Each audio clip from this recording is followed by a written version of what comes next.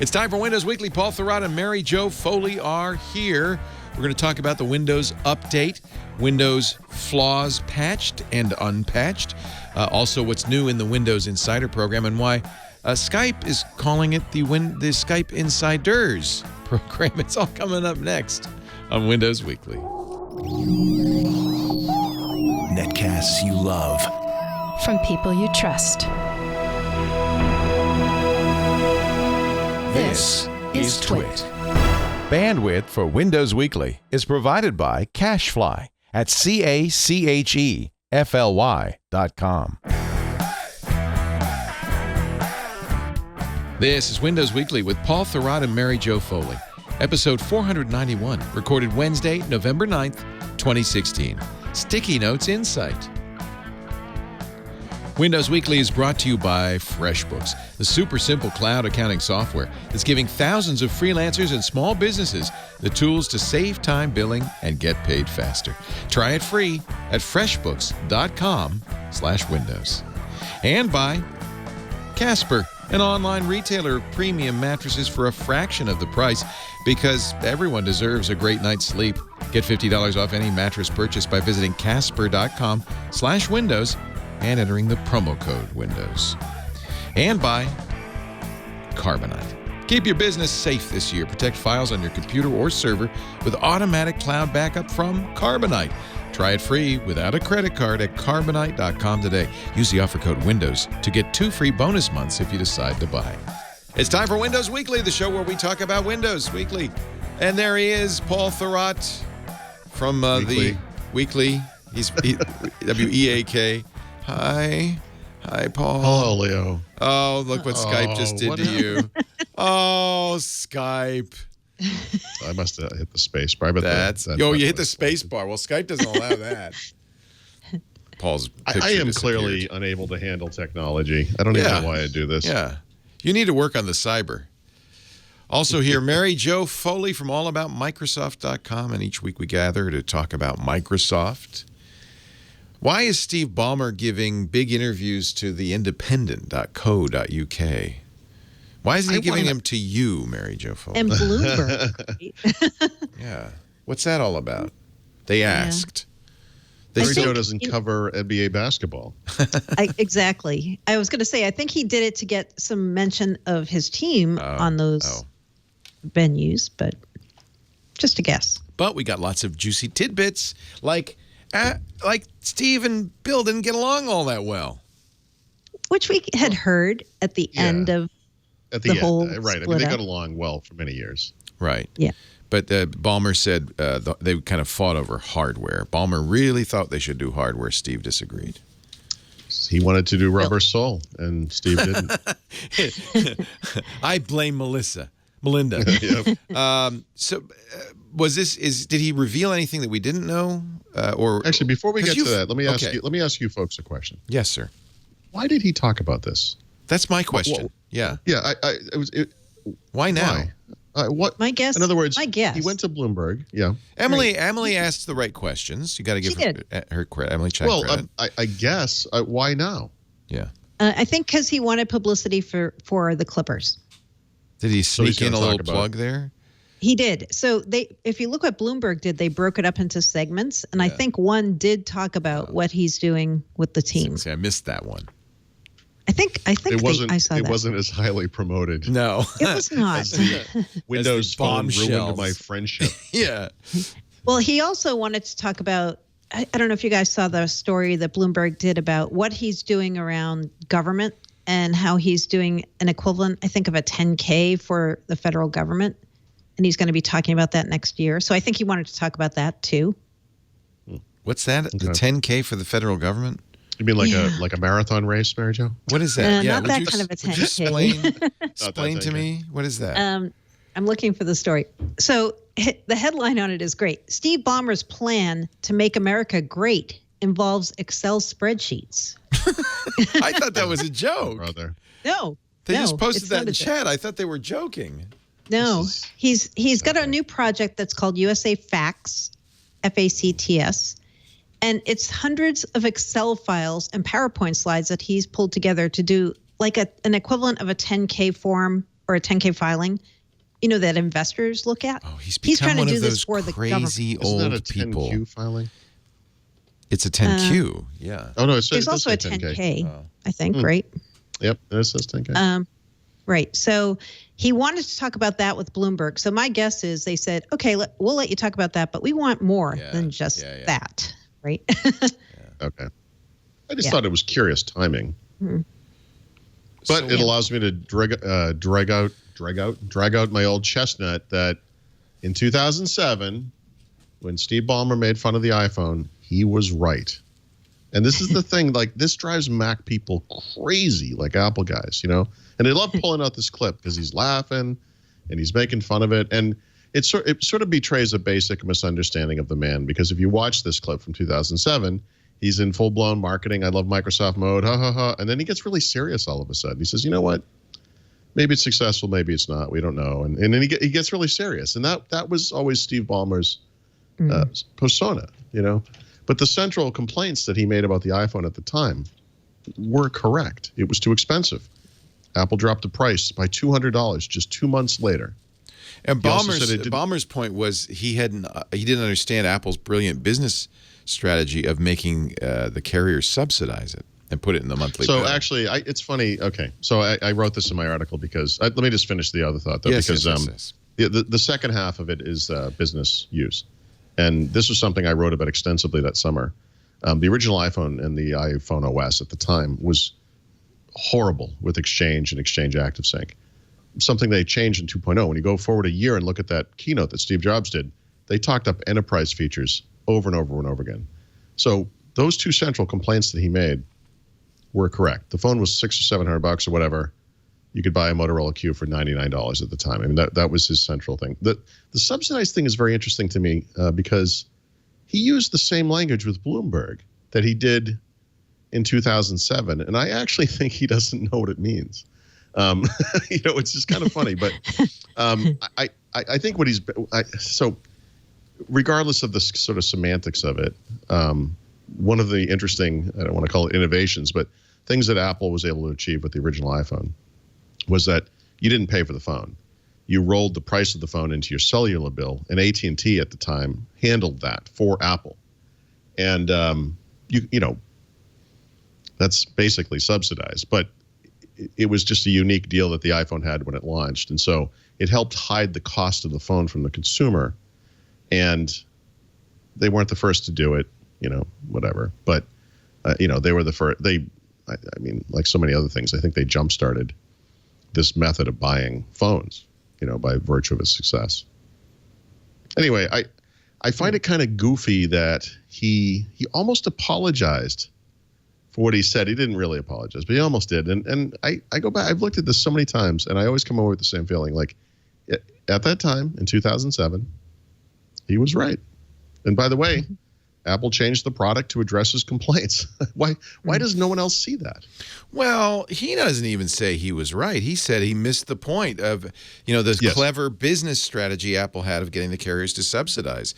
Even he kind of says that's he doesn't say he was right. He says, well, I guess no. That implies he was right. Nobody's going to pay that out of pocket. Right. Yeah, but he doesn't. He doesn't. My point is he doesn't defend himself well enough. Yeah, but I have to point out that the carrier subsidy is gone, and people are still buying $1,000 iPhones. So what's changed? No, what's changed is that 10-year period has happened because no one saw this in 2007. In fact, you could probably look this up. I wouldn't be surprised to discover that plan was something that Singular, then AT&T kind of worked out with Apple. Remember, Apple went to every other wireless carrier in the United States before them and were turned down everywhere. And that company was struggling at the time, said, all right, we'll do it. And they agreed to a bunch of stuff that, Apple still has like carte blanche to install updates, and there's all kinds of other special treatment that they get. What's happened is Apple sold 1 billion iPhones since then, but they did it by improving the product, by expanding the reach to do wireless carriers in the United States and then internationally and then to China. And but that wasn't the case in September 2007. I mean, this could have gone either way. That thing didn't have an app store when it launched, which we all agree is a central aspect of any smartphone platform. So they improved it. They were smart. They did a good job. But the iPhone, as it first launched, that was a very expensive phone for that day. Today, amazingly, we think nothing of spending $800 or $1,000 on a phone. It's crazy. And Apple did great, and Microsoft's phone strategies did not. So I don't know if you could say Ballmer was right. I think it's a stretch to say Ballmer was prescient. Ballmer was right about what he said about the iPhone. Yeah, the strategy. Look, it's easy to look. Microsoft wasn't a smartphone company. There are companies that only did smartphones, like Nokia and BlackBerry RIM and like Palm. Yeah, they're all gone. Who were all swept aside by the iPhone. That was all those companies did. Right. I mean, it's a little unfair to rip on Microsoft for missing the boat. Everyone missed the boat. I rip on everybody for missing the boat. Yeah. But you know what else is interesting about the year 2007? That's the year that Microsoft started redoing its whole phone strategy, right? That's the year. Remember codename Photon? Yeah. So so they were doing the old Windows Mobile up till then, where it was a business-focused thing. It was more like a PDA. Then they suddenly were like, "Oh, we need to change what we're doing completely with the phone." So that is when he was there. Then he was leading that charge. Then, so I think that's when they went way too far over to the consumer side. Forgot about the business customers. This was all way before Nokia or any of that, right? Yeah, no, that's because at the time they were so wrapped up in that Apple envy thing. Yeah. And they saw how successful the iPhone was becoming, and they said, we got to do this thing. We got to do it just like that. And it didn't work. So publicly, he's out there going, "Oh, Apple iPhone, it's a toy." Inside, they're going, "Guys, we got to build this thing, right? Hurry up." Right. Yeah. Yeah. So, by the way, they did try first with Windows Mobile. First with the 6.5 or whatever, and then the Photon thing, which would have been 7. Which they canceled, and then they started over from scratch, sort of, with with Windows Phone. Of course, what nobody mentions is that Apple convinced the carriers to subsidize it and move the majority of the money into the monthly cost of the phone, and then the carriers, after stopping that practice last year, didn't reduce the monthly cost of the phone. So it's a win-win all around. I got to say, everybody except Microsoft. Yeah, win-win. Listen, the two biggest innovations in the iPhone were convincing people that they no longer needed battery life that lasted more than 7 hours, and because remember those smartphones that Steve Jobs made fun of on stage. The iPhone launch all had days of battery life, right? I mean, that's kind of amazing. And then the price, just the sheer cost of these devices. But you can't begrudge them this in a way, at least not the price part of it. I mean, they came out with something that was truly innovative and amazing. And the first version's always going to be lacking in some ways, of course, but it was so clear. It should have been clear to anybody. I don't think anybody really saw the iPhone and thought, this is a joke. It's never going to make it. I think everyone was really excited by it. I was. Remember, we were doing. I assume everyone was. I assume even the Microsoft guys were really, but they couldn't say that publicly. Yeah, maybe. Well, that's interesting. So what else? Did we learn anything new? I mean, you say that everybody knew that there was tension between Ballmer at the end, people knew. And Gates. But I don't know. I thought that was kind of revelatory that they. Well, I think the hardware part of it was right. Yeah. The notion that's what that they it was were the hardware fighting business. over. Yeah. Right. Yeah. He made that really clear. The thing we were most disagreeing over was the hardware. Although, should we be a hardware player? That could be his revisionist point of view, since Microsoft has done so well in hardware since. Yeah. But under Ballmer, hardware was a complete failure. Surface RT. But he okayed Surface, right? In other words, he did. You could make the argument that, it's literally a fact. Surface wouldn't exist if Steve Ballmer didn't say yes. And you could make the argument that today it's pretty successful, right? And that wouldn't be here. If he had said no, and apparently that's what Bill Gates wanted, not to do hardware. Right. Where would they be now? Well, they wouldn't richer, have probably. I don't think actually, as successful as it's been, it's become a big business for them. Yeah. Sure. Yeah. So the part I was interested in this new interview was because I interviewed him on his way out, and I tried to get him to say what he thought he was successful at and what he thought he wasn't successful at, and he was way more evasive when I interviewed him. But it was, when he was leaving the company, so I don't think he had the distance and the time to really reflect. But he said, if you look what I did right, here's what he said. Office 365, Azure, working on the hardware business with Surface, and Bing. He counts Bing as a win, even though it took them 10 years to become profitable with Bing. He said, it was kind of setting them up for what they did later with machine learning and AI, which is technically true. I'll give him that. But he said, the whole thing about the mobile operator is blah. Okay. That was, I don't know. Microsoft didn't have that kind of relationship. They had partners in the PC space. They tried to partner like that in other businesses. They were cast aside by TV and content companies when they tried to get into those businesses. Yeah. I just don't think they had that. They approached Windows Mobile from a business standpoint. It was almost like a mini PC business. And they had, as we talked about for years, like a disastrous relationship with some of the carriers, especially Verizon. But still do. Yeah. I mean, you go into any store. I mean, I don't mean now that they basically have given up on phones, but up until recently, you go in any mobile store, anyone, not just Verizon, and nobody wants to sell you a Windows phone. I mean, that isn't. You could go into AT&T. I don't just now, right? They were like the premier partner in the United States. You could buy a Windows phone there if your life depended on it. I know. So yeah, they never really figured out the mobile operator part and the retail part of that strategy. No. I think you said something too, by the way. Since we're talking, Paul, because we're talking history. Maybe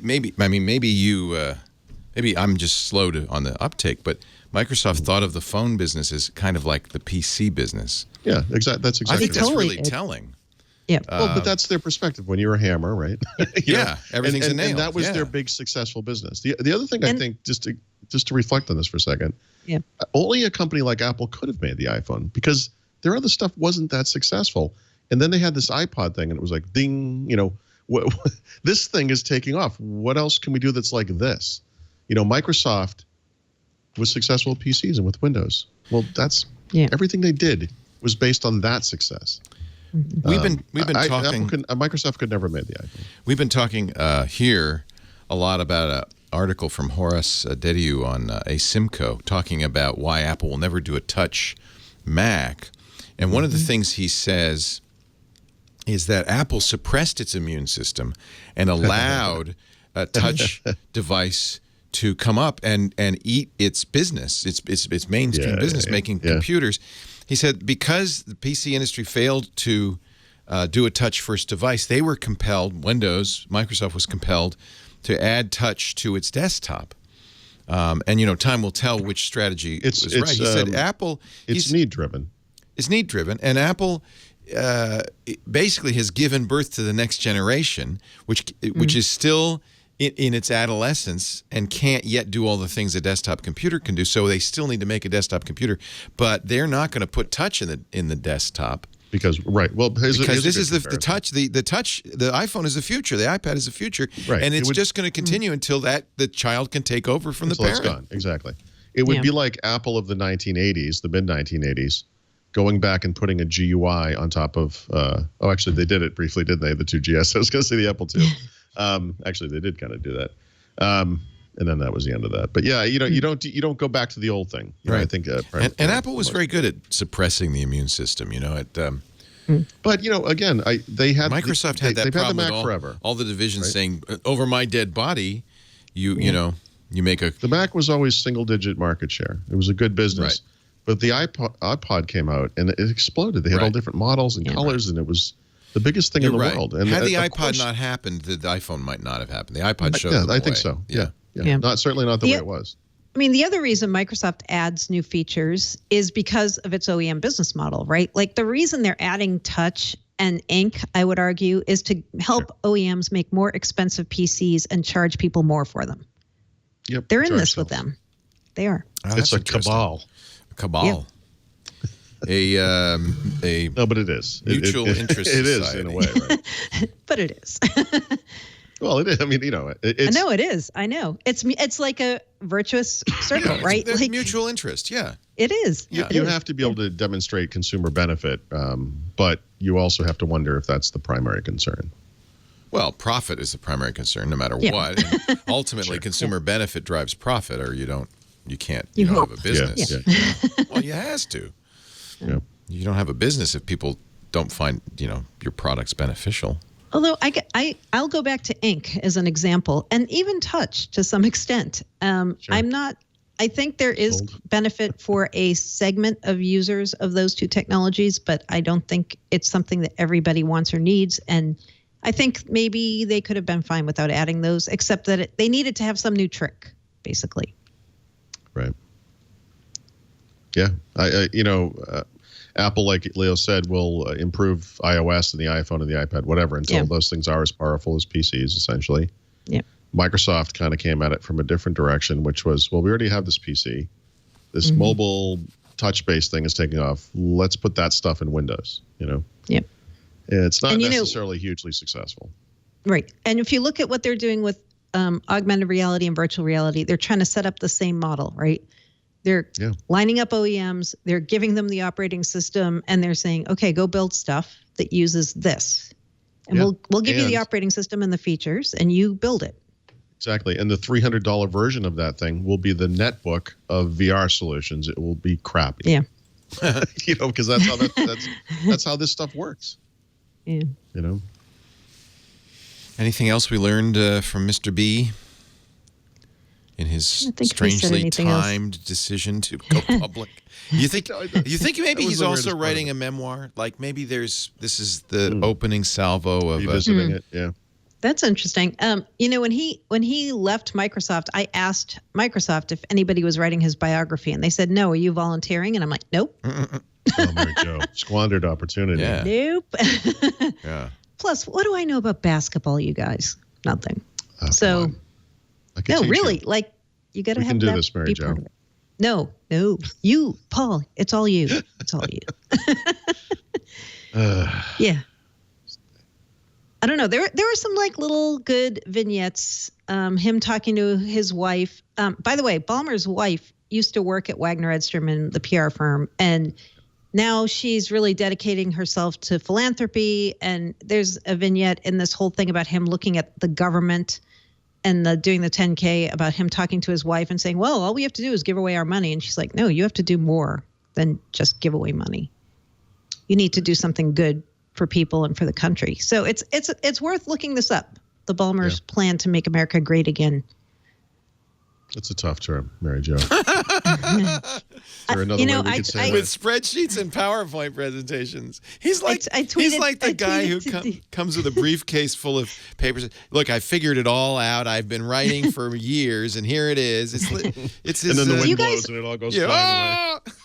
Do you guys remember this, though? There was a really great profile of Ballmer years ago by the New York Times, and they talked about he's got this super overdeveloped capacity for numbers. Right. Well, it makes a good CEO. Whenever he hears a number or somebody who numbers was his direct shoes, report, right? Numbers and shoes, right? Like he could remember any stat that people would say. He could look at a spreadsheet in a second and just say, "Why is this not working?" Yeah, he has that weird capability with Excel. It's funny. My wife is the same way. Really? And so I believe this about Ballmer because I've seen her do it. She can look at a massive spreadsheet of numbers and go, "That's wrong."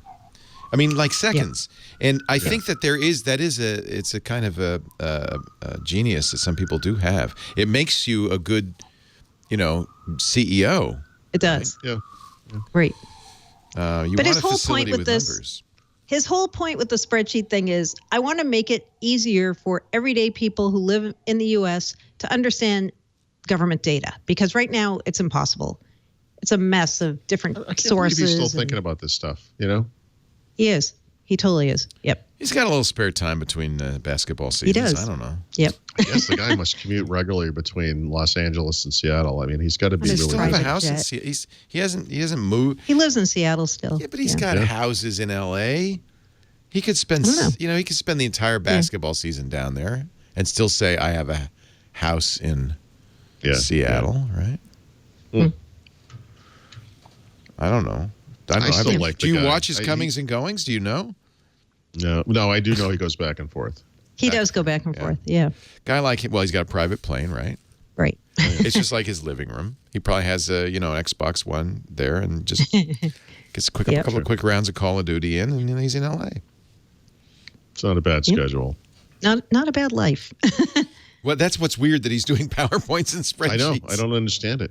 I think he can't give that up. It's like it's in his nature, right? Yeah, that makes sense. Oh, that makes sense. He's still relatively young. I think he's 60, right? He's not old. Yeah, he is young. Yeah. Yeah. I mean, he as a time. 60-year-old, I think that's very young.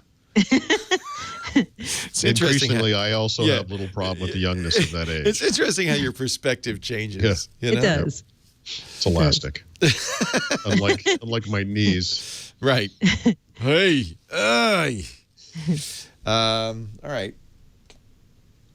By the way, I see this note that you say all of this was something we knew back in 2014.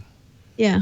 A lot of this started leaking out when Microsoft was looking for the next CEO. Like people were sending little hints around about, you know what, Ballmer and Gates aren't friends anymore. And, things are going kind of bad. And it looks like Steve's going to leave, Did it seem like, though, it happened sooner? I mean, like it had been going on longer. But that's the impression I got from Steve, was that this had been going on for a few years. Yeah. I think he would like it to seem like he wasn't forced out. And in some ways it feels like he was.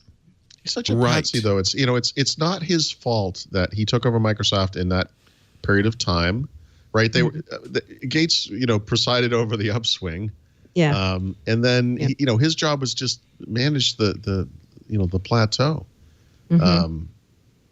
What was he going to do? Yeah, he talks about how hard it was to manage Bill, right? Like, think about this. Like, Bill Gates is the founder of Microsoft, and then he suddenly is no longer doing the day-to-day responsibilities. And, hey, your job as a CEO is manage this guy.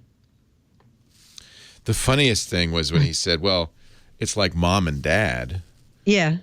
He was the dad, Bill was the mom, and mom's going to win, most of the 60% of the time. Yep. That was a little odd. It was odd. But I bet you that's kind of how he saw it, Mm-hmm. That Gates is kind of like a Nancy boy. Oh, jeez. All Ballmer can say is, I remember Bill's pumps, and they were beautiful.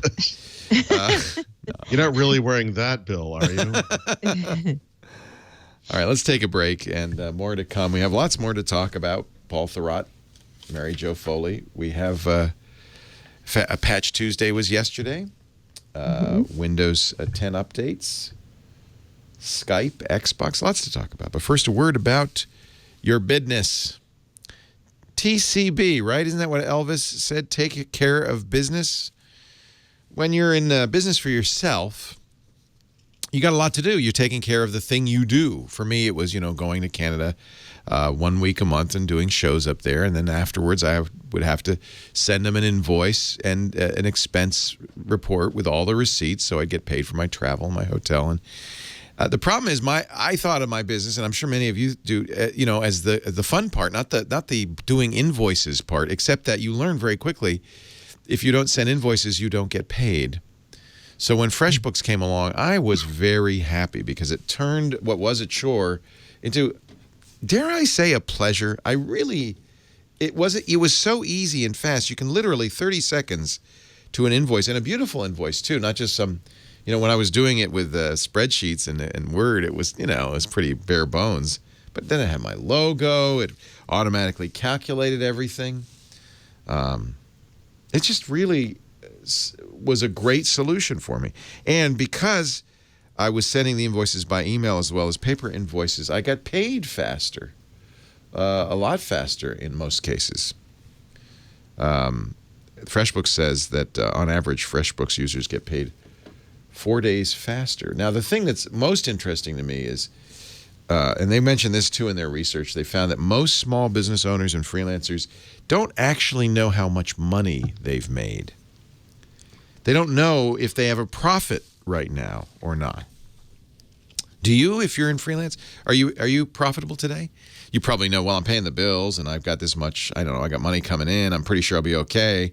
With FreshBooks, the new FreshBooks, you have a front page dashboard that tells you everything, how your business is doing, what your profits are, what your expenses are, in a very simple, easy to understand way. So you have quick glance, at a glance knowledge. If you're not a Steve Ballmer and you can't just look at the spreadsheet and the balance sheet and understand it. You're going to love this. But you do have access, of course, to all the business reports you might need, including sales tax summary, profit and loss, accounting reports that your accountant will appreciate. Tracking expenses is easy. It's part of the FreshBooks dashboard, too, is what your expenses are.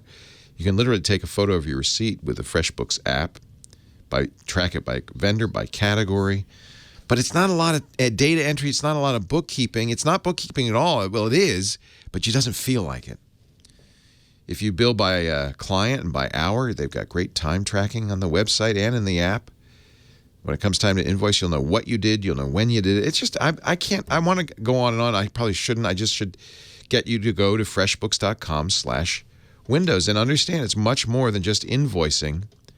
It's really a cloud accounting program. And now the new FreshBooks, redesigned from the ground up, is so beautiful, so easy to use, so feature rich.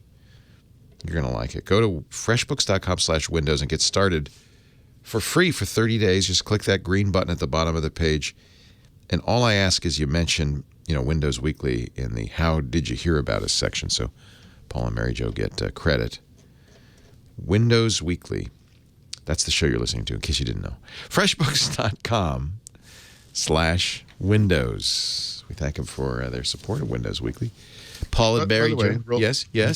Sorry. Go ahead. As an aside, we didn't put this in a note. You guys might have noticed there was an election last night. Microsoft's was there? Surface Hub was featured very prominently on CNN, and to great effect. Like, I think they did a pretty amazing job. I was watching MSNBC, and they had a big touch screen. That's what I wanted to ask you about, too. And that guy kept complaining about how crappy it was. And it stopped working at one point. Yes. At one point, Brian Williams said, "It's okay, we're being told now, step away from the monitor. Yep. Don't touch it." Okay, so that's why I wanted to bring this up, because I was switching back and forth between those two, well, NBC and CNN, and the guy who was using whatever the big screen was at NBC was so frustrated with it. It was like a Surface Hub ad, What was it? What was the other screen? I don't know. You sure it wasn't a Surface Hub? Well, on CNN, there were Microsoft logos everywhere. Maybe it was Jamboard. I did notice. They even were using Surfaces. Microsoft obviously paid for that because they were all using Surfaces too, right? All the panels. Yep. Yeah. Mm-hmm. So I wonder what is, or what do you call that thing? Like touch screen thing or whatever. I'm trying to see if anybody's written about what MSNBC was using because it was really funny. It was broken. The guy was very. He would touch it and he would get mad, and then he's like, "Oh, this stupid thing never works." Oh wow! Apparently, Tom Warren was also tweeting that the BBC touchscreen was having issues. That's funny. In their coverage. So the Surface, big win for the Surface Hub. So we got that going for us. Okay, sorry. No, it was really, it's rare that you watch a major network like NBC having such trouble with technology during one of their most important broadcasts. But it's interactive. They're working with live data. This is not something that guy or this network probably uses every day on a regular basis. Right. And he clearly was just very, he was hitting stuff like, why doesn't this thing work? I'm sure he had been trained. And it just wasn't working, over on CNN, whoever that guy was, not Wolf Blitzer, but the other guy, clearly had mastered this thing years ago. He was all over it. He's like, you dive into counties and you do this and look, you can do the slider and you can compare it year-over-year. He was a master. They needed to have the Pope bless it, I think. That's yes. Because it needs an exorcism. It needs to be exorcised. Yes. Because otherwise, I really would like to know whose they were using. It's like, this is the fruit of the devil. We're watching a video from MSNBC of the Holy Father playing with a touchscreen, and he's actually doing not quite as well as the guy on the election night coverage. He's not doing it. The kids are going, no, There's literally a child directing his arm. The child telling him, like a little tiny child, and all the parents are looking on going, oh, look, Holy Father moved the boat. Okay, I just had to show that. That's the only thing I found when I searched for touchscreen in MSNBC. I can't figure out where it is that they. But you're pretty sure it wasn't a Surface Hub. Did it look different? I didn't see it on TV, so I cannot comment. You probably were watching PBS. No, I was not. You were in a movie. You were wise. You went to a movie. No, I was watching on a big screen, but they had all different stations on. Well, that's all the right. You different don't screens. have TV. You had to go to a bar. I did. I was at Rattle. Okay. With your people. With my people crying in their beer. It's interesting. I mean, both candidates were from New York City. I know. New York, I guess. And they were here. Yeah. And both were in the city. Yeah. Yeah, it's interesting. Yep. When has that ever happened before? I don't think that's ever happened before. I know. Moving along, Windows 10. We got our updates yesterday. I was going today. Some of you. Well, I got mine yesterday. Yeah, but if you're in the insider ring, you got another one today. Insiders. Oh, see, I'm not one of them anymore. Wisely. You're normal now. I was just looking at my updates. I got a lot of updates. I got the cumulative update. Everybody got that. KB 3200970. Update for Flash, right?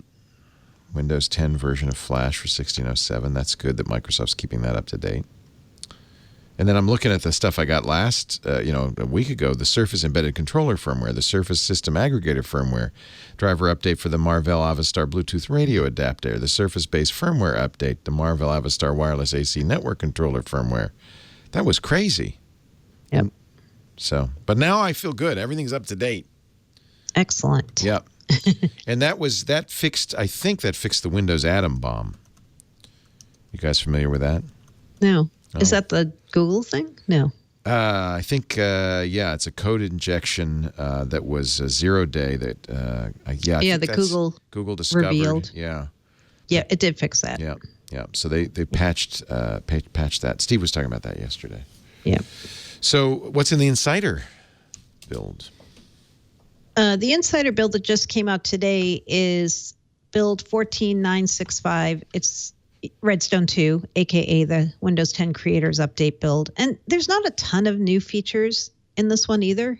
There's some things about being able to control external monitors using an on-screen touchpad so that you don't have to connect a mouse in order to do that. So a lot of people seem kind of interested in that. What else was there? Some sticky note updates. Including, if you have the sticky notes, you can get insights through the notes where it automatically updates the information. Sticky note insights? Really? Yeah. Yeah. Like if you do 2 + 2 = on your sticky note, it'll say 4. Oh, that's neat. Yeah. How deep can you go? Can you do a Steve Ballmer kind of spreadsheet thing in there? I don't know if you can go that deep. So it's not really, it's not insight, it's arithmetic. Yeah. Well, you can do other kinds of things. Phone numbers, like you can write down a phone number on a sticky note and then it can automatically dial it for you. That's nice. Yep. Yeah. So they're adding more language support for those. They're adding some more updates to the Windows Ink workspace in this version. So just like a lot of little niceties being added in the latest update. They really haven't added some of those creator update features that we saw yet. I don't think there's none of that 3D fancy stuff that we saw on October 26th. So far. Windows My People, that thing where you can pin your most common contacts to the taskbar and just drag and drop things onto them. I don't think that's in there still as of now with these updates. But they're continuing along the path. This is a build that came out today for PC and mobile. Fast ring. I just want to correct myself. The atom bomb is not the Google 0-day, which was fixed. Oh, it's not. The atom bomb is not really fixable because it relies on underlying Windows mechanisms that can't really be changed. So this is from Ensilo, a security researcher. Unfortunately, this issue cannot be patched since it doesn't rely on broken or flawed code, rather on how these operating system mechanisms are designed. So I don't know if there's an attempt to address it. Steve described how atom bombing works. It was discovered fairly recently, October 27th. So this is it's a code injection attack. Oh, okay. Yeah. Sorry. So I just want to make that clear that has not been patched. Right. The one that did get patched was that 0-day that Google divulged, right? They had to divulge it because it was a 0-day. It was being exploited in the wild. And so, some people are saying they didn't give Microsoft enough time 2 weeks. to react. Yeah, not long. But it's patched, at least. Good. And Atom Bomb affects every version of Windows, by the way, not just 10. Even it even affects Windows 10, right? Every version. Every version. Goes back and forth throughout time, forever. We'll see if it's fixable. I'm seeing a post on Petri. Your old boss, right? Now Petri is them. Is now. that still? Are you still Petri, Paul? Oh, Paul's been muted this whole time. I'm sorry, Paul. I was like, Paul's being very silent. Yeah, quiet. I babble a lot, so Leah just hits mute. After a while. After a while, the whole time. I don't know what's going on over there. Turn that thing off. Rich Jennings. Actually, this is in Thurrott, so you've written about it. Richie Jennings. Scary Atom Bomb Windows security hole said to be unfixable. Oh, no, Leo, I don't read my own website. Oh, okay. Sorry. Never mind. I don't know what's going on. All versions of Windows released in the past 16 years, and it would break legitimate desktop apps if they fix it. They should do that then, because why not? That would solve a lot of problems. And existing anti-malware tools can't detect it. What is this magic program? It's bad, is what it is. It's crazy. It uses exploits Windows Atom tables and async procedure calls to inject code. Yeah.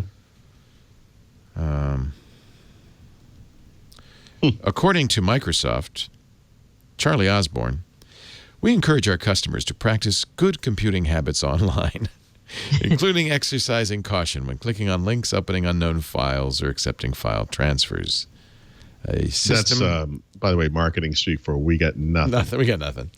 Well, no, he does say this. A user system must already be compromised before malware can utilize code injection techniques. In other words, if you don't have malware on there, nothing's going to happen.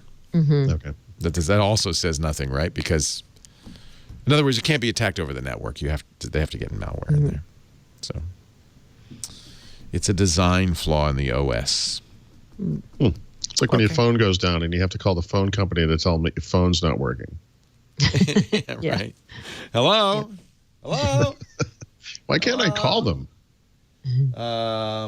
Anything else about, what is this? What is 14959? Is that another one? We got another one that coming? Was last week. Last week, Insider Build. Yeah. That's so last week, Leo. That's that new fast, what is that? The feature download capability was. Yeah. Right. This is where they start doing something that they've been talking about, which is only making you download what's new in an update. Right. Instead of the whole thing. Delta updates. Yeah. Differential we talked to Donna about this in Toronto over the summer, remember? Yeah, we did. Yep.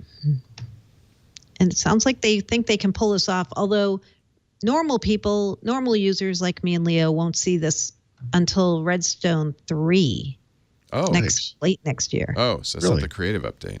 Yep. Oh, interesting. Right. So the first time that normal people will see this is when you already have Redstone 2, which is the March update, and then you're going to Redstone 3. That's the first time you'll see this because it's only a feature Delta thing. So it only affects you when you have the full new feature versions, not all the security updates in between or the cumulative updates. I know. It's hard to keep track of this. I think everyone here understands that the notion of Delta updating has been around forever. And why is this so hard? Apple does it on iOS. So it's interesting why they said it was hard. They said they had to do a lot of work around the one core part of Windows to enable this. Okay. Why is that? I don't know, but that was the answer that was given as to why this is involved and taking so long. Yeah, it's overdue. I mean, those big updates, the 1511, the 1607, they're big. Such humongous things. They are. And it introduces a level of difficulty in the potential for problems when you have to do that kind of. It's a major OS update essentially. Okay. But it's coming. Yay. You want to talk about Windows Mobile? More than anything, Leo. I know, I could tell. You're champing at the bit, as one does. As one does. So there was an interesting set of leaked information from Evan Blass. You know Evan Blass, leaker extraordinaire. Yes, EvLeaks. He posted some things over the past week about what he says is codenamed Dell Stack. And what that is both, I believe, an Intel-based phone and an Intel-based 7-inch tablet that he said Dell and Microsoft were developing together since 2014. He had some renders of those and he had the specs listed out. And the question is, are these ever going to come to market? And if not, why not? So I thought it would be interesting to talk a little bit in my post about this, about will Microsoft ever enable Windows 10 Mobile on Intel? Because if you remember back to when they were building Windows 10 before it was launched in July 2015, we kept hearing that Windows 10 Mobile was going to be an operating system for phones and small tablets that were ARM or Intel based. When it came to market, it was only an ARM operating system. And so far still is. I don't know if Microsoft's going to ever bring Windows 10 Mobile to Intel. I asked Harry Myerson that over the summer, and he said, theoretically our goal is to let OEMs do whatever they want, any size screen, any chipset, whether Intel or ARM, and combine them in any kind of device format they want. But if you look at what Microsoft's doing around Windows 10 Mobile, it's definitely something they're focusing around ARM, at least for now. ARM and cellular is what he told me when we were talking October 26th. So the question is, does it ever make sense for Microsoft to bring this operating system, Windows 10 Mobile specifically, to any Intel chipset? Or is it, for going forward, only going to be an ARM-based operating system? We don't know. That's Windows RT, what you're basically describing, right? Yep. And I've been meaning to write something about this because I think that idea still does make sense. And I think in many ways, the biggest weakness of Windows today, mainstream Windows, is its greatest strength, which is that kind of Win32 backwards compatibility stuff. And I always thought in the lead up to Windows RT that this was such a great chance to kind of do the platform right? Obviously, that part of the platform has not taken off in any meaningful way, but I could have sworn there was some MSDN documentation that indicated that they were in fact building x86 versions of Windows 10 Mobile, even though they're not.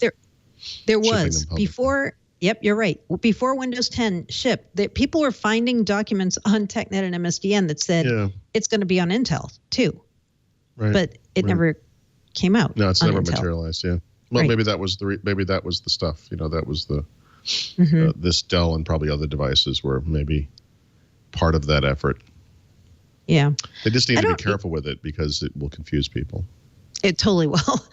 And Evan Blass said in his article on VentureBeat about this week that these are documents he saw that date back to 2014. So this is before Microsoft even shipped Windows 10. And a lot has changed since then, obviously. He said the original documents he saw had Dell not delivering this till next year. But so much has changed since 2014 to 2017. I kind of wonder if that'll ever even come to market. Right. Yeah, a lot of people saw these renders and thought it was a Surface phone. They did. Yep. It was not the Surface phone. And I mentioned in my post this week, whenever I heard leaks from my contacts about Surface phone, they always made sure to say, that's an ARM-based device, by the way. Right. It's not Intel. And so many people just assumed it would be Intel. Yeah. Well, and we speculated that why would an Intel version of a Surface phone make some sense, right? We talked about that just from a speculative perspective. But I think for Windows fans, Microsoft fans, they see Surface, phone everywhere, kind of like when you see Jesus in a piece of toast or something like, or one of those Jesus' face on toast. Yeah, the shroud on. If you look at a cloud the right way, it looks like a map of something. Or, it does. Yeah. So about those renders, who knows? Maybe one day, maybe not. He said KB Lake even when he was describing them, but I don't know. Wow. I just feel like because the last time I talked to Terry Myerson and I asked him about why you're still doing Windows Mobile, he made a point of talking about ARM and cellular, and he didn't mention things Intel. Have changed. Yeah. And well, we know one thing has changed. The Intel chipset that would have gone into these things was canceled. Right. That's right. Earlier this year. Because Intel got out of the low power chips, right? Right. So, yeah. The devices look amazing in pictures, of course, like the Courier did. But yeah. Yeah. Let's take a little mini break. You want to take a mini break? Okay. Okay. Break. Mini break. How much time do I have? Have a cookie, a little glass of milk, and I'll be right back. But first, this word from our sponsor, Casper Mattresses. A good night's sleep is everything. And if anybody has ever had a bad night's sleep, you know that your rest of the day is screwed up. But in fact, research shows health-wise, you could end up looking like this. No, I'm sorry. Health-wise, I just had it. Paul's apparently playing with a VR helmet. Health-wise, it could cause health problems, heart disease, and other things. Stress is not good. Sleep is good. Relax. Live the dream with a Casper mattress. I love our Casper mattress.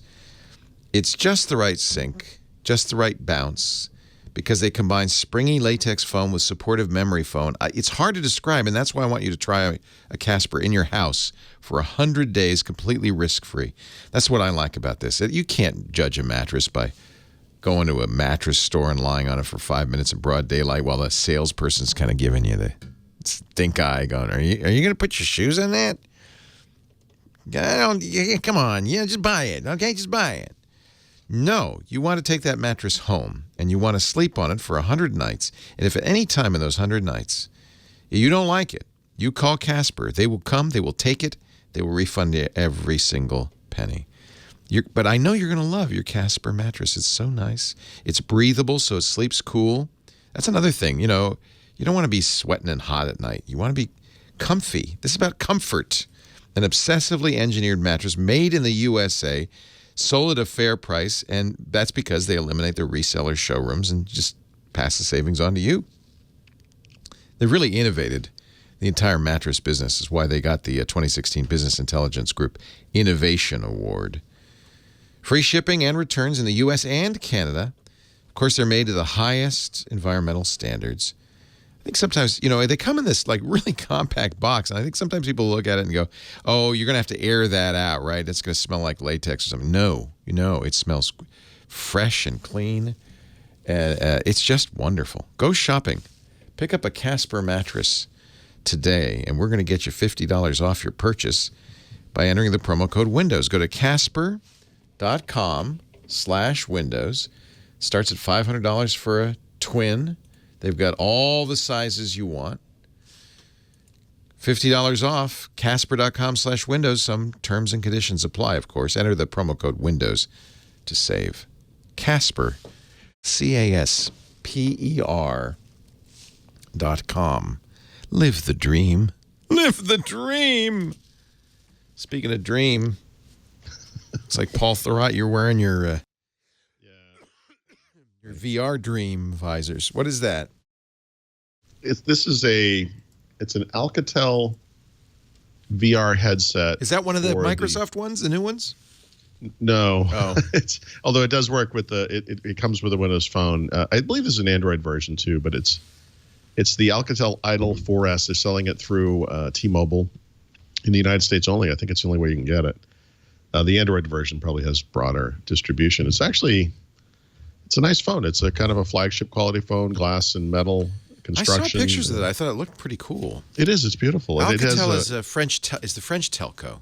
So it's a big company in France. They're not some, fly-by-night. Yeah, fly-by-night operation. No, it's actually a beautiful device. But it comes with this VR headset, which is kind of goofy because we don't really think of Windows 10 Mobile as having a lot in the way of VR. Right. Does it? Is there an app? What do you do? No, there's nothing. There's. But it looks cool. It comes with 2 games, which are, they're okay. It's kind of Google Cardboard quality from a visual perspective. It's kind of grainy and pixelated a little bit. The primary use of this would be, well, a couple of games, and then there's an inordinate amount of ways to play videos with this thing, and I think that's kind of the cool immersive thing. You can watch videos through the VR headset. But, you know, we don't really have the platform support like you would see on Android or iOS with Google Cardboard or whatever. And, you know, you don't buy it for this, but you get this if you buy it. And it's not terrible. It's kind of a nice introduction to VR if you've never done it. Oh, my God, Mary Jo. You saw what I just tweeted? Yep. Please explain yourself. How dare you tweet while Paul's talking about VR headsets? No, I don't care about that. I want to talk about what you just tweeted. Okay. There's a site called windbuzzer.com, and they just wrote about a Microsoft patent to turn a Surface Pen strap, which seems to be the evolution of the Surface Pen Loop, into a dual-use device that also works as a charger. I wish there was a picture of this thing. Wait a minute, a pen strap charger? Wait, there is? Oh, no, there is. No. Well, oh, I see it. Sorry. See it? There's a patent diagram. Oh, look at that. Yeah. It doesn't mean they're going to do it because it's just a patent application, but still it shows you like the Surface Pen Loop idea is not dead, people. And I said it's a great opportunity for Paul to do a new field guide. Surface Pen Strap. I told you I wrote a song for a Surface Pen Loop, but I only got partway through it. Oh. It was to the tune of, what's that Goodnight Norma Jean song? Candle in the Wind. Let's see the private side of Paul. Anyway, it's very exciting. Yes. I knew you would be excited when you saw that. Yep. Now, a patent doesn't mean anything, I should point out. No, it doesn't. Sure. No. Sure. Doesn't mean It's they're just doing an it. idea. Just an idea. Yeah. Yep. Yeah. But, you know, it means that they don't want anybody else to do it, too, right? You know, Right. We had this idea first. Sure. We own this idea. I really think they need something like a pen loop or a pen strap or whatever they want to call it, because the Surface Pen does not stay stuck to the Surface device when you put it in a bag. Right. It falls off. I never bag mine, so I don't. I mean, it holds on really well just, you know, when you're sitting there. Yeah. But, you know, it's goofy. If you hit it the wrong way, it will spin around on the magnet, so it's kind of pointing at you or whatever. It's it's not baggable. You'll lose it in a bag. But it's a good, told you strong guys, magnet. It's not. It is. And it's it has super a clip. strong. You could put it in your pocket when you put it in the bag. Yeah. I dropped the Surface Pen, and it affixed itself to a metal stool, and I could not pry that thing off. I remember you couldn't find it for a while. Right? First, I couldn't find it. Then it was stuck on the stool. And it was there and like days later or something. A bar stool, by any chance? Perhaps. Somebody in the chat room wondered, when you go to Rattle and Hum, is it like Cheers where they go, "Hey, MJ!" Literally like Cheers. Hey, MJ, have a beer with me today. Come on, sit down and we'll talk. It'd be pretty funny. Yep. I would like a neighborhood bar where everybody knows your who, name. That'd be awesome. I go to a place and everyone knows my name, and my friend Charlie will come in and he'll be like, "I'm here too, by the way." You start humming the Cheers song. My name's Charlie. What about me? Yep. Okay. We got distracted by the tweet. Sorry. Not that that's ever happened before. No, never. Never. Where are we? I don't even know what we're talking about. Can we kindly stop kvetching about dongles? Paul writes. Oh, yeah. Right? That's Paul. I can tell that's Paul. Sure, that's Paul. Yeah. That is Paul. I don't understand all these complaints about the dongles. You know, like we can only move forward by implementing new technology, and in the interim, we have to use these adapters. But the thing is, if you go back to the very first Ultrabook, which was an Asus, a rip-off of the MacBook Air, it required all kinds of dongles to do stuff. It had little proprietary ports for video out and for other things. If you wanted to connect an Ethernet adapter, there was a special Ethernet port, or maybe that was the Samsung, but there were different, laptops. We've always had dongles. Why is everyone so freaked out about this? I just find it, to be silly. This is how we move forward. This has always been the case. When the original version of USB which was supposed to replace serial and parallel ports. They were dongles for those guys that had the old devices and they needed to still use them. That's how this works. You know, there's all kinds of conversations we can have around, you know, incompatibility with cables and whether the MacBook Pro is really a Pro device or whatever. But I mean, the central issue here, you know, people freaking out about USB-C / Thunderbolt 3 is, I just think it's silly. Like, what? We're all experienced users here. Why are we acting like, you know, babies about this? No, in fact, I've kind of come around to the same thing. This is their big battle on the Apple, you know, new MacBook Pro side. Oh, you have to have dongles. I love seeing Type-C adapters. I'm a huge fan. I think that's the connector of the future. And frankly, if you have a laptop, you probably have stuff hanging off of it anyway. I know. What's right? the big deal? Apple's cut the price of adapters in half to kind of respond to that, which is a surprising admission from a company like Apple that usually just kind of says, "No, we know it's right, just do it." But I think we carry around. If you carry around a laptop, you carry around stuff anyway. You carry around Ethernet adapters now because nobody has Ethernet anymore on the laptop. Right. Exactly right. It's just kind of part of the deal. Yeah. Yep. So I kind of agree with you. And I think if it's a necessary step to get to Type-C, it's fine. It's like this faux outrage thing. Like this is something. It's so easy. Like, look how funny it is. Look at all the adapters Apple sells. Like, guys, give it a rest. Right. I mean, you know, they're giving you a way forward. There are legitimate things you can complain about, like the original MacBook, the current little MacBook, which had only has a port on one side. That's stupid. Like that's just needlessly limiting. The new devices have 4 ports. Right. I mean, stop. Right. You know, it's just stop. Right. It's ridiculous, and it's not just MacBooks. I mean, you know, we have them on the Windows side as well. Yeah, it's goofy stuff. It's a transition. You know, the device that Mary Jo's using has a USB-C / Thunderbolt port for power. HP has artificially limited it so that it only works with the power. Crazy. Which is so dumb. Drives me crazy. And I was hoping little things like that. I was hoping it was just built into the software, and that when I put Linux on that beautiful HP Spectre 13T, it would. But it's a hardware thing. But I wonder if they can't fix that through a firmware update. I was under the impression they were going to do that. So we shall see. That's been your experience too, Mary Jo. You can't charge it with anything but the HP. No, that's the way it works. Right. That's a fact. Like it's built that way, right? Right. Yes. Because they didn't want people to buy an off-market. Yeah, but nobody else does that. Even Apple doesn't do that. You could charge a MacBook with anything that charges Type-Cs, including a battery. You know, listen, we're complaining about a port that does everything, every kind of video, power with pass-through. Apple hasn't had a docking solution on a laptop since the early 1990s. Now they all have all the docking you want is available. It's wonderful. Yeah, we're complaining about it. You know, partly I don't mind because I've already invested in Type-C dongles for the MacBook, and for all my phones now are Type-C, or and so it's just this is kind of the way of the world. I have lots of Type-C cables, and in the long run, I think everything's going to be Type-C, and that will solve a lot of problems. Right. Make it easier. You say the Dell Intel-based Windows phone that never happened. We haven't talked about that yet, have we? Well, we just mentioned it just in passing. Okay. Yeah. Anything? I'm just going down. That was those EvLeaks render. Oh yeah, right. Yeah. And the garage. Is that? Yeah, just quickly, I was interested. Excuse me. To see that they had just celebrated their 2nd anniversary. Although I think the garage maybe is a less formal group, has actually been around for longer. Is this their R&D division, or? No, not exactly. It's kind of an in-house incubator kind of thing for individual Microsoft programmers who want to do something very specific, and they allow them to put out these mobile apps. They do a lot of work with charities that need specific solutions. They'll create these solutions for them and then give them the solution. Is it like their version of 20% time, kind of?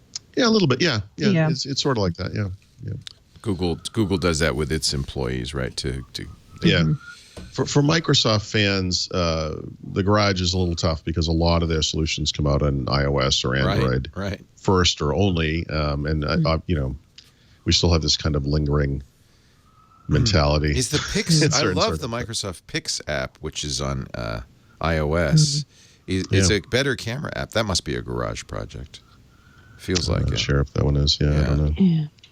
But I think what's happened there is that it has helped to trigger a new understanding of the world at Microsoft, a new way of doing things. And if you think about the old Microsoft as big monolithic things like like Office, these are they're mobile apps, so like single solutions to do one thing, small, light, fast moving, etc. And they make some awesome stuff. They've got some great apps on all platforms, but they have there are some Microsoft Garage solutions that will help you turn an Android device into like a Microsoft phone. It's pretty far reaching. It's kind of a neat thing. So anyway, it's 2 years old.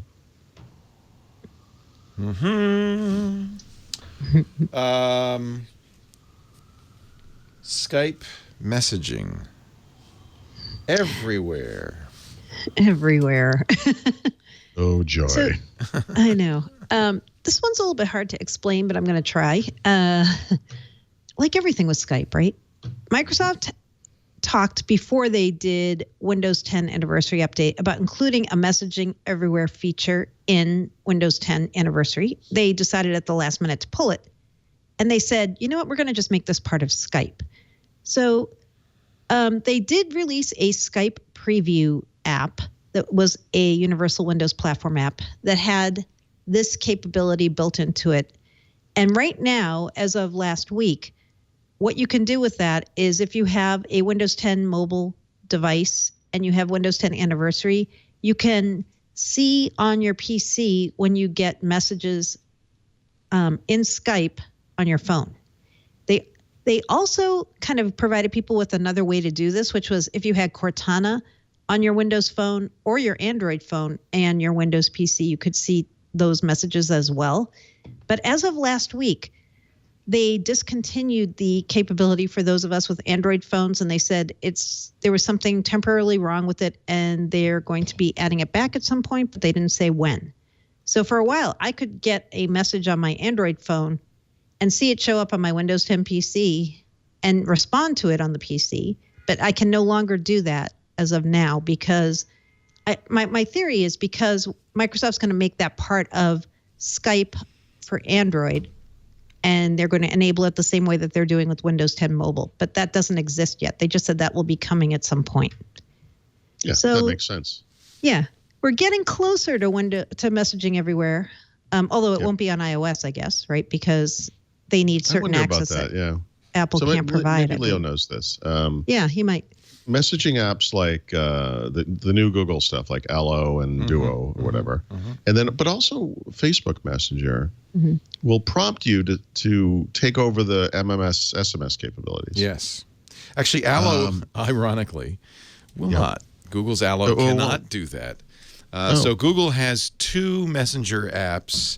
There's one called Messenger that comes on all Android phones. Often, if you get one from Samsung, they'll have or some other company, they'll have their version, and they also call it, confusingly, Messenger. So you probably have three programs called Messenger. And then Hangouts. People wonder why we complain about Android. Which is, Hangouts is cross-platform. It works on your desktop. It seems like the perfect solution, except Google hates it. So Google's Messenger strategy is horrifically fractured. However, that is one advantage of the Android phone. You can use Facebook messages, for instance, which I do. Yeah, but that's only on Android, right? That's you can't an do that Android. on iOS. You can't do it. So Apple will never let you do that. Right. They'll never let the other vendors tap in, right? In fact, they used to have a rule you couldn't even offer in the store something that duplicated functionality Apple had already provided, which kept third-party browsers off of the platform for a long time. But yeah, the Messenger, if you're going to send an SMS on an iPhone, it's using Apple's messages, period. That's the only so choice. I think what Mary Jo just said then is correct, that a future version of the Skype app for Android will provide this, what they call SMS relay functionality. And I actually would welcome that. This is something, but not on iOS. No, it can't. No. This is one of the things I like about Android is you can use alternatives for kind of the built-in apps if you want to, in many cases. This opens up an interesting possibility, because one of the problems that people coming from Windows Phone to other platforms have is that their messages, their text messages, were saved to their Microsoft account. And if you got a new Windows Phone, they would come back. And it was kind of a neat feature of the Windows Phone platform. But when they go to Android or iOS, they don't have a way to access that stuff.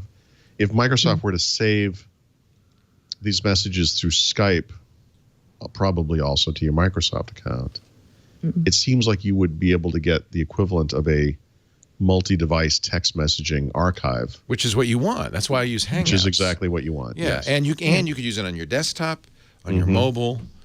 And I have multiple mobiles, and I know so a lot of people have two, one for business, one for home. How awesome would that be? Yeah, and so you have, and that's what Hangouts offers. Allo specifically, A, won't do text messages, and B, now, why is that? tied to your phone number, because Google's cuckoo. Wait a minute. So Allo is tied to your phone number and will not do text messages. Yeah, so you can't have, I have Allo on one. You can have it on multiple phones, but it will have to have a different phone number on each. There's no desktop solution for it, and you can't use Allo as an SMS messenger. It's not one of the. They give you choices. It's welcome to the wonderful, wacky world of Google. It's one of the things I really am mad about them. Mad about with them is that they don't seem to really have a solution for messaging, which is a huge. Apple. The one thing Apple doesn't do is cross-platform, right? There's no messages for if they made a messages for Android, which they're rumored to be doing, by the way. Rumored to be doing. They need to do it for Windows too. Then that would be a credible. But this is where there's an opening that Microsoft can exploit. Yep. Except not on iPhone, because Apple's smart enough. Too pure and perfect, Leo. Right. Yeah. Well, that's life. And do you want to be a Skype Insider? Now you can. You shouldn't. So, this is why we love Paul. Just say no. This is kind of a funny aside, and maybe this has changed. We should look this up. But Microsoft has something called the Windows Insider Program. They have something called the Office Insider Program. And now they have something called the Xbox Insider Program. And now they have something called the Skype Insiders Program. Like, they literally got the name inconsistently wrong with the rest of the company, which, by the way, is kind of Skype in a nutshell, isn't it? Like, that little lack of attention to detail is so is funny. Skype. It's just Skype. It's so plural. Beautifully, perfectly Insiders. That's so funny. It's the only one. Oh, really? They didn't get the memo. Oh, they got the memo. They just didn't read it. And I just, that kind of stuff, I don't know why it bothers me, but, we obviously have our issues with Skype. So it's just kind of, to me, it's just kind of funny how they got that wrong. So they had the Skype Insiders before for iOS, right? Oh, did they really? Okay. Yeah.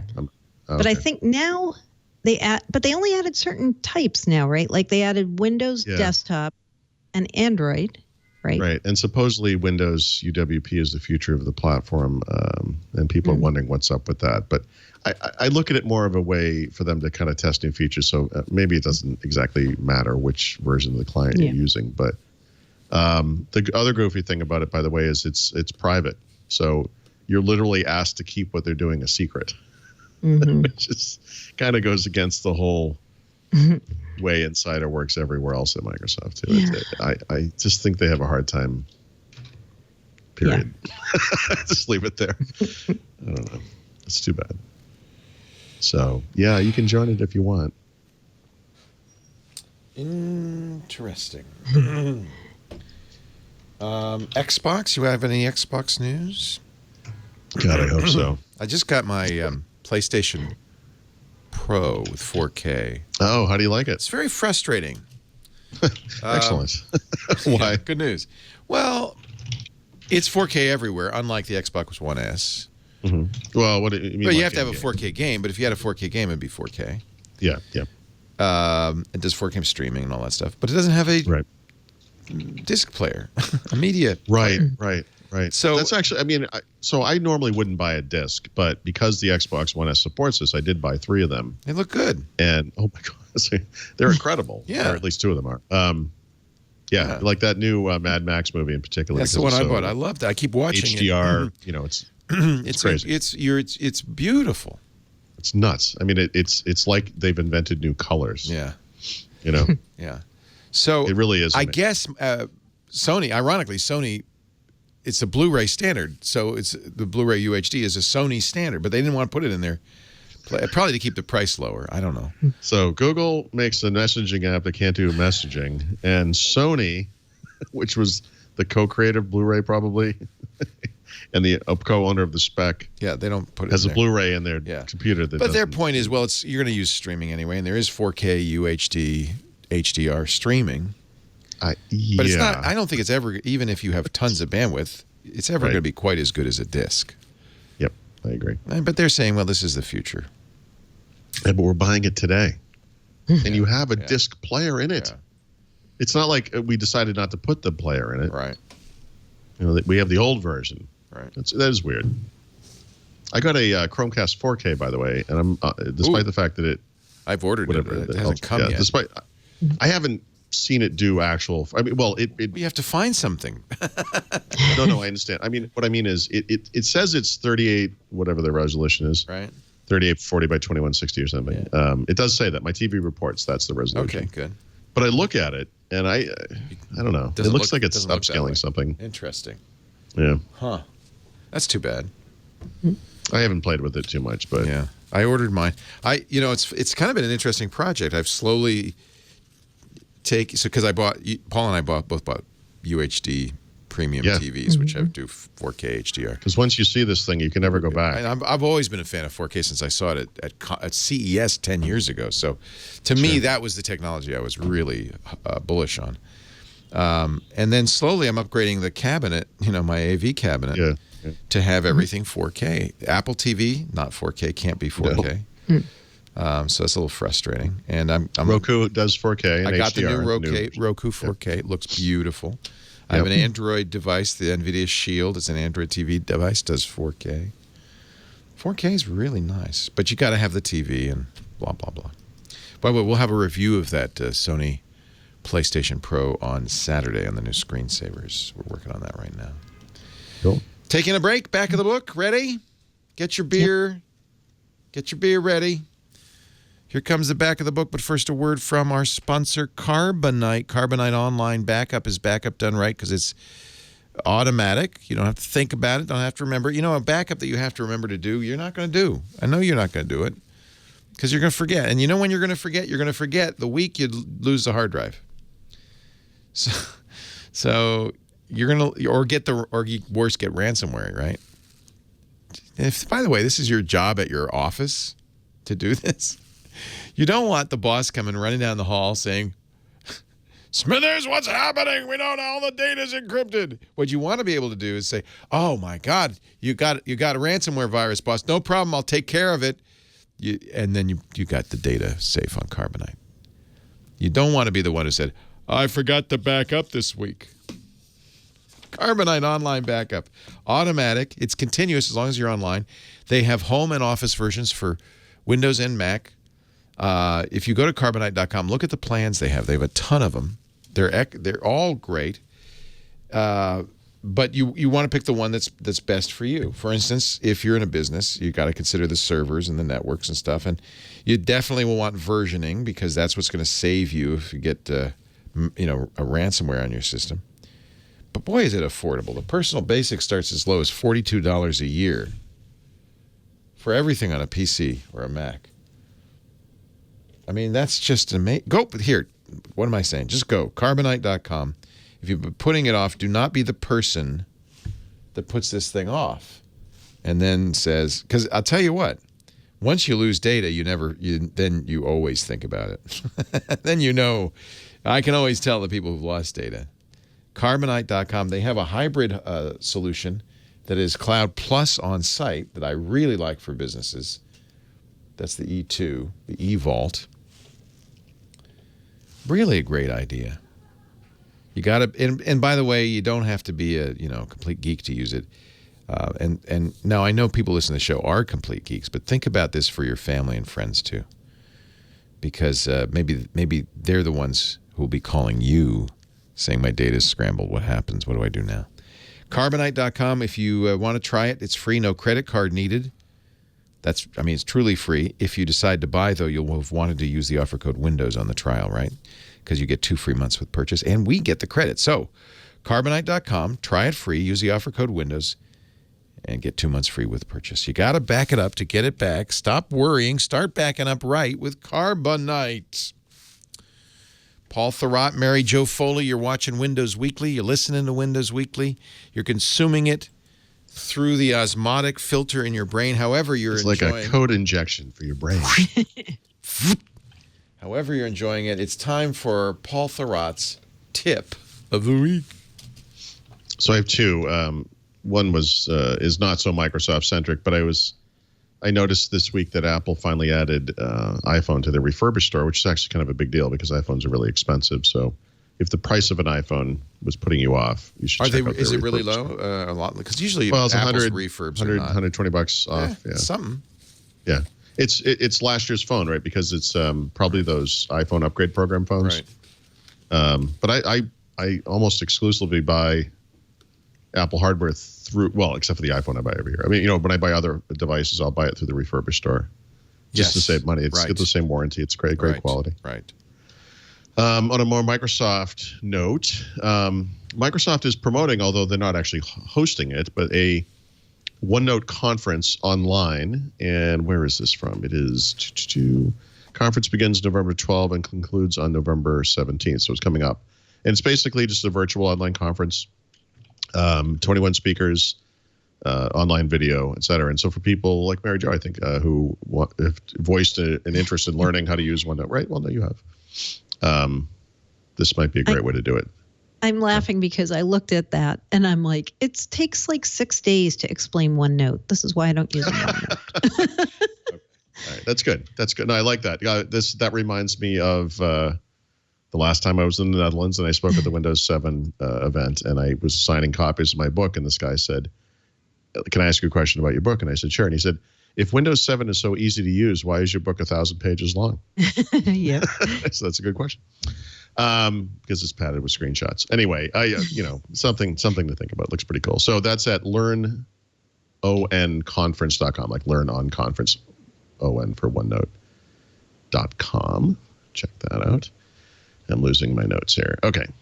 And this will light up my face just by virtue of me reading it. And the app pick of the week. So it's actually, I've got a couple of app picks, but they're all the same app because Call of Duty came out last week, Leo. And it's funny, I was kind of reminiscing with my wife over breakfast that morning. I said, this is the first year in several years I haven't Wait a minute. gotten up with midnight with my son and you used either to do gone that. to the store. Yeah. But So actually, is that she a had yearly surprise. event normally? Yeah. But now Mark's away at college, so we can't really share this in person. But actually, she flew him home for a surprise and kind of bit her tongue. So he actually did show up that day. Oh, really? That's so cute. So of course, you don't go to the store anymore, or do you? No. But we, the past couple of years, we downloaded. I got him up at midnight. You play it together. Play for a couple hours. That is kind of nice. That is so sweet. Yes. Holy cow. So for the new Call of Duty, obviously there's a new game, Call of Duty Infinite Warfare. There's 3 game modes, single player, multiplayer, and the new Zombies experience, which is supposed to be awesome. But you also, if you buy the more expensive versions of the games, you can get the Modern Warfare Remastered, which has single and multiplayer full experience. That game is awesome. It's just awesome. And I just looked at this stat before the show. I've already played Modern Warfare Remastered for 1 day and 6.5 hours. And it came out on Friday. So it's like I've spent a pretty good chunk of my waking hours just playing this game. It's so excellent. And then the app raised and mobile pick of the week is the same app because you can buy this through the Windows Store if you want. It doesn't have Xbox Play Anywhere capabilities, which I think should be obvious, although I guess this is confusing some people. But if you want to play it on Windows, you can get an $80 version of the game that includes the new game, the remastered game, but also the 1 year of DLC, which is the map packs you get for multiplayer. So if you were to buy those things normally, it would be $80. It would be like $140, I think, if I'm doing the math right. So it's a significant savings. The downside is you are buying it in the Windows Store, so that might not be exactly what you're looking for. But anyway, the game's out. It is the Call of Duty Infinite Warfare single player campaign is surprisingly excellent. I'm still kind of mixed on multiplayer, and then Modern Warfare Remastered is just incredible across the board. It's awesome. I guess I better get going. Get ordering. Really, really good stuff. Cool. That's it, right? You did the tip and the pick. I did. Well, then I guess you better step back, my friend, and let Mary Jo Foley come on down with your enterprise pick of the week. Right. So I don't know if every IT pro already knew this, but I didn't know it until I saw a blog post from Microsoft recently. But the Enhanced Mitigation Experience Toolkit, also known as EMET, is going away. I guess I just missed that original announcement. Originally, this was supposed to go away in January 2017, which I didn't know, but Microsoft has decided to extend the end of life for this till July 2018. So EMET's a really popular tool with IT pros who want to boost Windows security. Microsoft actually came out with it way back when they were having a lot of problems with Windows and security. And they didn't want to make users wait every 3 to 4 years for a new release of Windows to be able to supplement the security features. So they did that through this toolkit. Their explanation why they're doing this is they say, you know what, Windows 10 has a lot of security stuff baked in. And so if you're on Windows 10, you don't need EMET. But here's the problem, though. For Windows 7 users who have not upgraded to Windows 10, and you don't have to until January 2020, you are going to lose access to this in 2018. So I kind of feel like it's another way for Microsoft to give you a little nudge if you're still on Windows 7. Hey, you should go to Windows 10. And if you are somebody using this, you should be putting this date on your calendar that EMET's going away July 2018. And it seems like there's no reprieve on that. Interesting. There's also a little bonus pick here, an enterprise bonus pick, for people who love Microsoft Access. And who doesn't? I'm a database fad. You know what's funny? I prefer Fox Pro, but please go on. What do you mean? DBase 3, baby, all the way. 3 plus. So I don't know if you guys remember, but when Microsoft had its initial Office 365 small and medium-sized business plans, they did include Access as one of the things you got with them. Then when they moved everybody to the new plans a year plus ago, they took Access away. And I cannot tell you how many emails I got from people saying, what happened to Access? Like, they took it away. And the idea I think Microsoft had was, you know what, not everybody in your organization needs Access. So we're just going to have it that it's not in the base Office 365 plan for a small business. And if you need it for some of your users, you go buy Access separately. Well, something must have happened because they're adding it back again now to the Office 365 Business and the Business Premium plans. So if you're on either one of those, you're going to be getting Access back. And it's funny. This week when I wrote about this, I heard from people saying, yay, they're bringing it back. But man, the past year and a half, I've had nothing but hell from my users who were like, where's Access? So now I can tell them, yeah, now we can go back to these two plans and get Access again. So if you like Access, you'll be happy about this. It's coming over the course of the next couple months. I guess if you're in the deferred channel, you'll get it mid next year, but it's definitely coming back. But that's not all. That's not all. There's so many good enterprise picks this week. I said, let me substitute the codename pick with yet one more enterprise pick. One more pick. One more pick. And this one is for the SharePointers. SharePoint Server 2016 got its first feature pack this week. You may not think that's a big deal, but for people who still want to use SharePoint Server on premises, this is a very big deal. Microsoft announced earlier this year that they would be doing feature packs for SharePoint Server because I think they wanted to kind of calm people down about, okay, Microsoft's really pushing us to the cloud and they don't really care about on-prem anymore. But they said, no, we're going to be introducing new features for you between the every 2 to 3 year updates of SharePoint Server on-prem. And we're going to give it to you in the form of a feature pack. So this week, the first of those feature packs came out. And what's interesting about Feature Pack 1 for SharePoint Server 2016 is some of the features in it require software assurance licensing, but not all of them do. So there are some things, even if you don't have software assurance, you'll get for free. There's some new admin features and more granular controls of different capabilities that you have in SharePoint. But there are some things like the new experience for OneDrive for Business that you'll only get if you have software assurance. In any case, it's just a reminder that SharePoint Server 2016 is not the last version of SharePoint Server on premises. Microsoft says there'll be more. We don't know how many. But in the interim, you'll get these feature packs, and the first one is this week.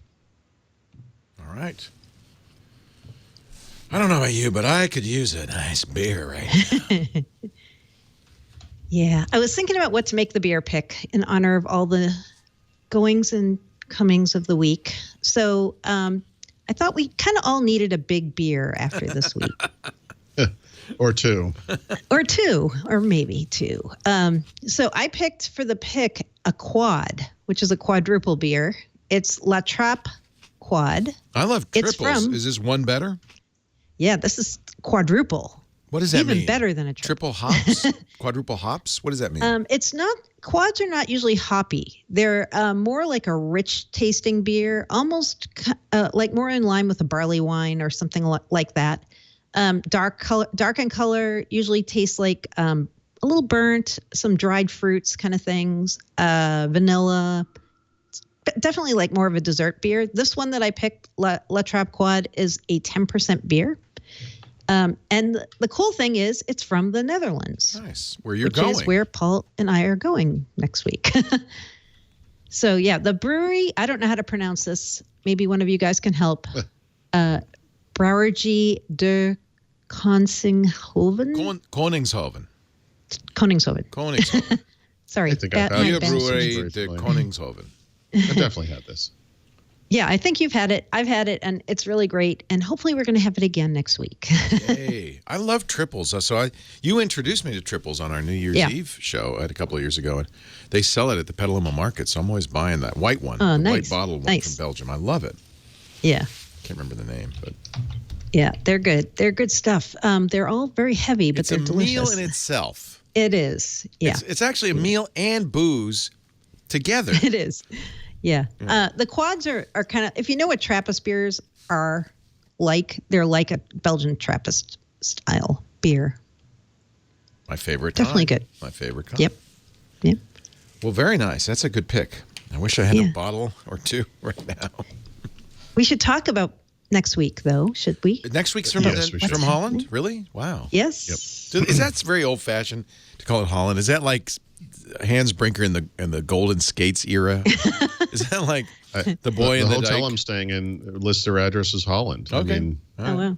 Yeah. You know what's funny is our guide when we were in the Netherlands just a couple of months ago said, that boy in the dike story, that's an American story. That's me. Right. We don't talk about that. I am so jealous. So you're going to be in Harlem. Okay. Are you doing the show from Harlem? Yes. Well, no, technically no, right? Where are you doing the show from? Right. Between Amsterdam and Harlem. Yeah, it's probably, is it in Amsterdam? It's right, it's near the airport. So it's kind of, like she said, between the two cities. Should we talk about where it's going to be so people who are listening? Yep. So no need to do be you coy want to do at this the honors? point. I think you can tell everyone. Yeah, so I'm sorry, I'm trying to find it. So when I went out, I just happened to tell a story about this. When I went out to the Netherlands in 2009 for the Windows 7 launch, I did that event with a guy from a company called Wortel, Danny Berlage, who is still there, and they've invited us to come to their facility, which is awesome. It's a converted church, to do the show. So let me get the address here. It's in this gigantic email. Sorry. Yeah. Okay. Yeah. So it's called Lid. Oh, jeez. I have to pronounce this. Leijenden, the Netherlands. It's between Amsterdam and Haarlem. It's north of the Schiphol airport. It's called Wortel. Linden. There you go. Wortell. You should look it up on Google Street View. It's really beautiful. Like I said, it's a church, which they've hollowed out the inside of. It's like a beautiful modern office. Nice. And then they've actually added on to it, which I think the add-on wasn't there the last time I was there. But so next Wednesday, local time, the show will be at the regular time. So 11 a.m. Pacific, 2 p.m. Eastern, 8 p.m. whatever time zone they're in the Netherlands, 6 hours ahead. And then an hour or two before that, we're going to be there early to have a meetup. And so anyone who's in the area can come down to Wartel. If you're at the show, obviously you can come over. It's not that far. You'll have to, figure out some sort of transportation. But we're going to have a guy. I should be better at this stuff. Edwin from Wartel's going to do a HoloLens demonstration for us, and we're going to have beer and snacks. Yeah, and we're gonna hang out. I feel like I'm forgetting something. No, I think that's right. Everything? Yeah. So there'll be parking on site there for people who want to drive to Wartel, and you don't have to give us an RSVP. You can just come a couple hours before the show starts. So around 6 p.m. Their time, and just come on in. They'll be there. We'll be there. They'll be there. Yep. And then I think, I don't know what the schedule is, but at the show we're at, which is the IT Unity show, there's a SharePoint event. Do you know when that is? I don't know when that is. Yeah. I have a feeling it's Thursday or Friday that week. But I'm sure we'll be there as well. Yeah. If you're Because going the to word that show, pint is we'll in be the name? SharePointing. Yes. Yeah. All right. So, and is there any change in the schedule of the show or? No. We've already looped in Alex so he can talk to their tech guy about figuring out all the AV stuff. Good. It should be just a normal schedule. So next week at the usual time, 11 a.m. Pacific, 2 p.m. Eastern time.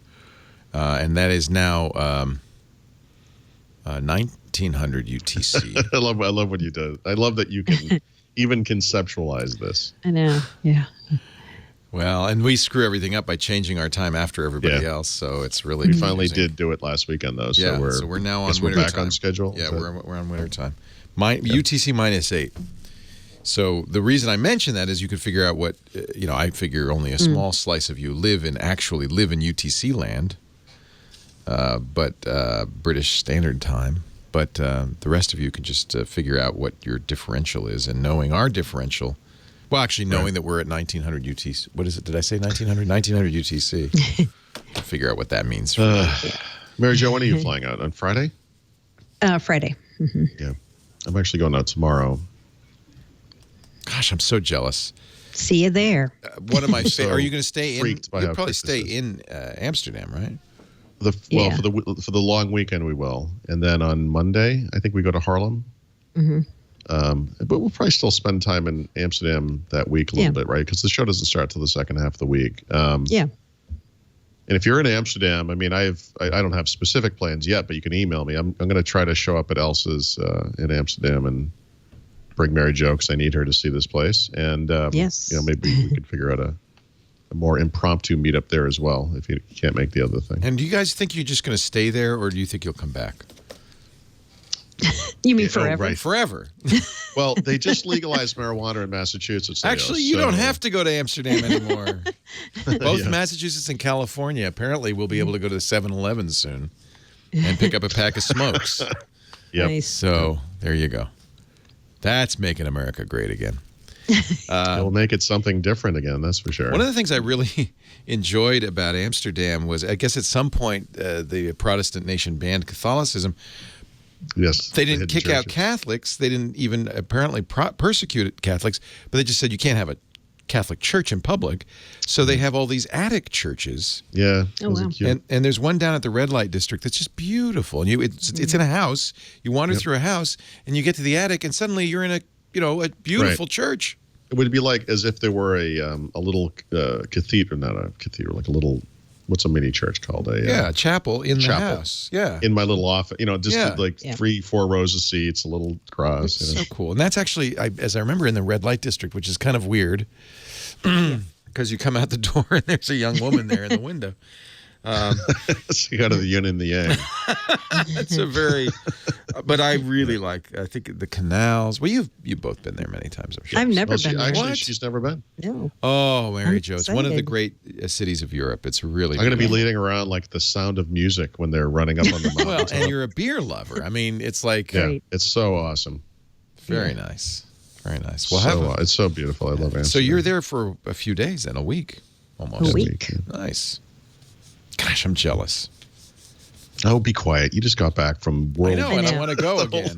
I love it. I love traveling. Jeez. I love it. All right. Just went on an awesome trip. Yeah. Including Amsterdam, by the way. Yeah. Yeah. Our show concludes now with this moment. Moment of silence. A moment of silence, reminding you, there'd be no point because they just fast forward right through it. Reminding you that if you can't be here live at, all that UTC thing, you can get on demand audio and video at twit.tv/WW or subscribe. We encourage you to. That way you won't miss an episode of one of the best shows on the in the world on the internet. Paul Thurrott is at Thurrott.com, THURROTT, doublegood.com. Mary Jo Foley is at allaboutmicrosoft.com, the ZDNet blog where she writes all about Microsoft, amazingly enough. Thank you, gentle lady and gentle sir, kind sir. Have a wonderful trip. We'll see you again next week on Windows Weekly. Bye-bye. Bye-bye. Bye-bye.